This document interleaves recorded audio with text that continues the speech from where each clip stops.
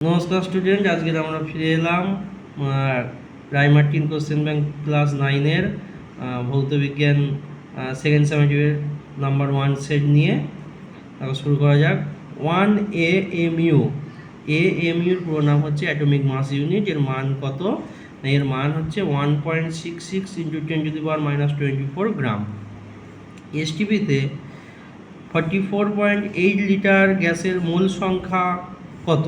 দেখো, 22.4 লিটারে 22.4 লিটার মানে হচ্ছে 1 মোল। তাহলে সেই অর্থে 44.8 মানে মোল সংখ্যা হচ্ছে 2।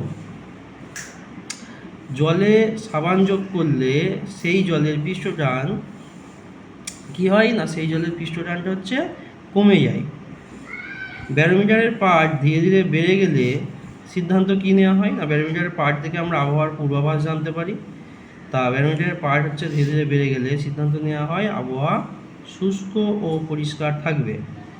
নেক্সট প্রশ্ন চলে আসো, উষ্ণতা বৃদ্ধিতে জলীয় দ্রবণে কোন যৌগটির দ্রাব্যতা হ্রাস পায়? এখানে দেখো যে কটা অপশান দিয়েছে, দ্রাব্যতা হ্রাস পায় হচ্ছে CaSO4।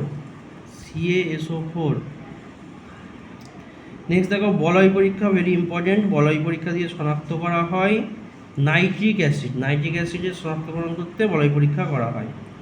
দেখি, একটি দ্রবণে মিথাইল অরেঞ্জ হচ্ছে একটা নির্দেশকের নাম, যার সাহায্যে আমরা একটি দ্রবণের অ্যাসিডিটি বা বেসিসিটি আমরা নির্ধারণ করতে পারি। মিথাইল অরেঞ্জ হলুদ বর্ণ ধারণ করে ক্ষারকীয় দ্রবণে, সেই জন্য ক্ষারকীয় দ্রবণের পিএইচ হচ্ছে 7-এর থেকে বেশি হয়, এখানে >7টা অ্যান্সার হবে।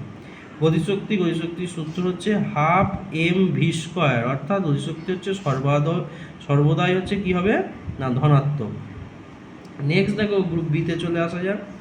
অ্যাভোগাড্রো ধ্রুবকের একক হচ্ছে মোল ইনভার্স বা পার মোল। তার অথবাই দিয়েছে, দেখো 1 মোল ইলেকট্রন বলতে কত সংখ্যক ইলেকট্রন বোঝায় না, 1 মোল ইলেকট্রন বলতে 1.022 × 10⁻23, অর্থাৎ অ্যাভোগাড্রো সংখ্যক ইলেকট্রনকে বোঝায়। তারপরে একটা স্তম্ভ দিয়েছে, দেখো চাপের একক হচ্ছে নিউটন পার মিটার স্কোয়ার, যাকে আমরা পাস্কাল বলেছি। পৃষ্ঠটানের একক হচ্ছে নিউটন পার মিটার, আর বিকৃতির হচ্ছে কোনো একক নেই, এটা এককবিহীন রাশি। নেক্সট দেখো, সত্য মিথ্যা দিয়েছে, সম্পৃক্ত দ্রবণে আরও দ্রাব যোগ করলে তার নিচে থিতিয়ে পড়বে। অবশ্যই এটা সত্য। গ্রিন ভিট্রিয়লের সংকেত হচ্ছে FeSO4 ফেরাস সালফেট। অম্লরাজ প্রস্তুতিতে কোন দুটি অ্যাসিড ব্যবহার করা হয় না, দুটি অ্যাসিড ব্যবহার করা হয়, একটা হচ্ছে HNO3 নাইট্রিক অ্যাসিড, আর একটা হচ্ছে HCl হাইড্রোক্লোরিক অ্যাসিড।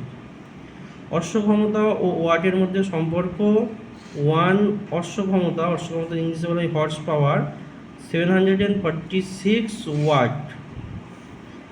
অথবা কোশ্চেন, কার্যহীন বলের ক্ষেত্রে বল ও প্রযুক্ত বলের প্রয়োগবিন্দুর সনের মধ্যবর্তী কোণ কত না, এটা হচ্ছে 90 ডিগ্রি। এখানে ভিডিওটা শেষ হলো, পরের দিন আমরা আবার নতুন ভিডিও নিয়ে ফিরে আসবো।